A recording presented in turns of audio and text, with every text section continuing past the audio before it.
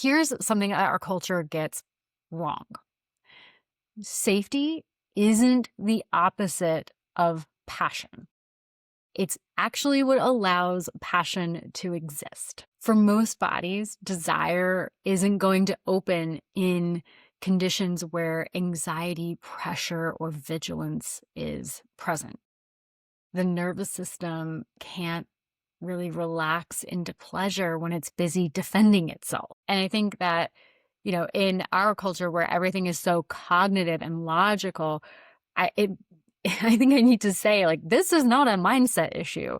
It is a nervous system regulation issue. When the body perceives a threat, even a subtle one, muscles brace, breath will quicken, and attention is going to narrow. And by the way, exploration, right? The mystery and the novelty that we want to go seeking, that is going to get shut down because that is bonus content as far as your nervous system is concerned. And yeah, there are some people who confuse anxiety with arousal, especially if intensity was the closest thing to connection early on.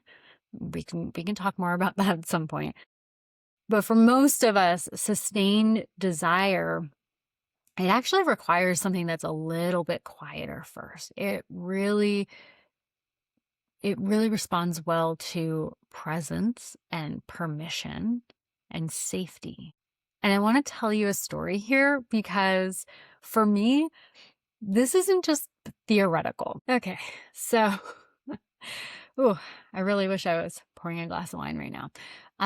So several years ago, I found myself back, we're just going to say with someone that I had been involved with in the past. And by that point in my life, I genuinely believed that I had done my work. I spent years in therapy, as well as being deeply involved in self-reflection and, getting to know my body and my desires and my boundaries.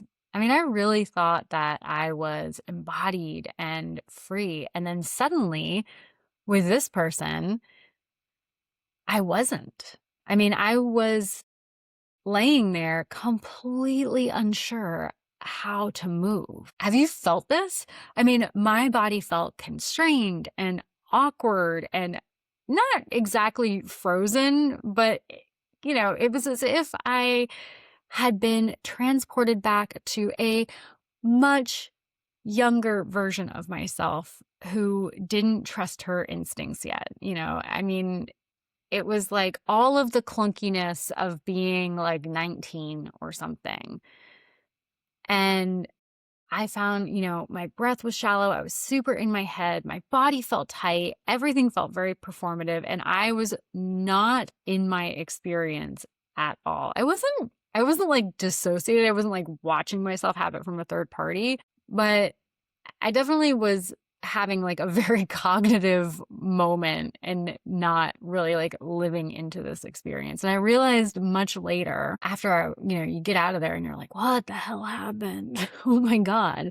I realized much later that a lot of my attention was on whether or not I was going to be judged and tracking how I was being perceived during this interaction instead of tracking how I felt.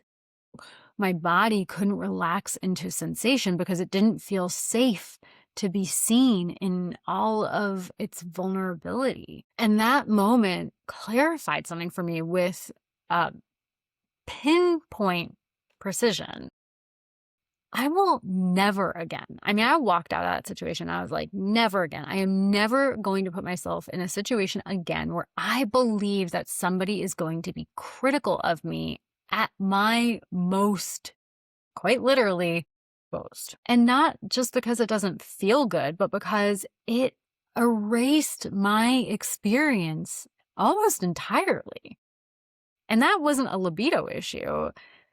And it wasn't a safety issue in the sense of like physical threat. This is somebody I knew and had known and trusted, at least with like, my physical safety, but the emotional safety, the how am I going to be perceived by this person's safety was missing. And so my body didn't fail me. My body was protecting me.